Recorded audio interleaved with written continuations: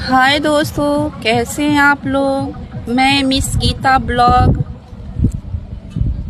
Channel है मेरा और मेरा नाम भी गीता है। तो मैं आप लोग को छोटी सी कहानी सुनाना चाहती हूँ।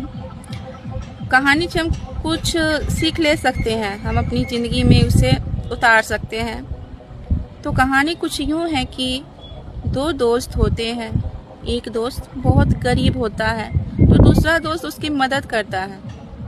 दोनों बाहर कमाने जाते हैं, अच्छी खासी रुपया कमाते हैं। फिर बहुत दिन जब हो गया रहता है तो वो सोचते हैं क्यों ना हम अपने गांव हो आए, अपने परिवार से मिल आए। वो अपने परिवार से मिलने के लिए आते हैं। तो जब रास्ते में वो आ रहे होते हैं तो जिस दोस्त की मदद की थी वही दोस्त उस दोस्त को रास्ते में मार देता है और उसकी सारी धन संपत्ति हड़प लेता है और गांव आकर मगरमच्छ की आंसू बहाता है। उसके परिवार के सामने थोड़ा रोता है, एकदम नाटक सा करता है और कुछ पैसे देकर उसकी मदद कर देता है। फिर लोग विश्वास कर लेते हैं।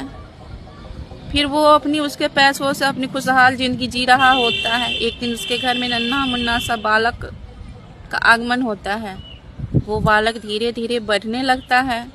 जब वो कुछ बड़ा हो जाता है तो अचानक पता नहीं क्यों बहुत बीमार हो जाता है। उसके पिता उसके इलाज में अपनी सारी संपत्ति, सारे पैसे लगा देते हैं।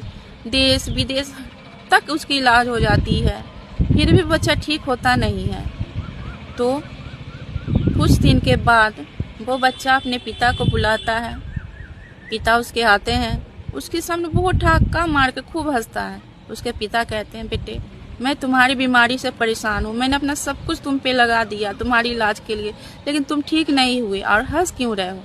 तो वो बोलता है, पापा मैं आपका वही दोस्त हूँ जिसे आपने रास्ते में मार दिया था।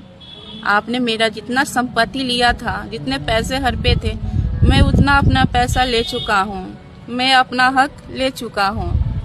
अब कुछ पैसे जो बच गए हैं मेरे आपके पास, वो एक मेरे दाह संस्कार में लगा देना।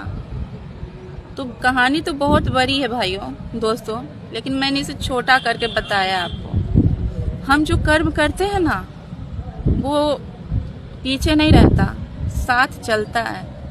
इसलिए हमें गलत कर्म नहीं करने चाहिए, अच्छे कर्म करने चाहिए। इसीलिए कहते हैं कर्म प्रधान विश्वरी राखा, जो जस करे सो तस फल चाखा। गलत कर्म कभी नहीं करने चाहिए, अच्छा कर्म करो हमेशा, हमेशा अच्छे कर्म।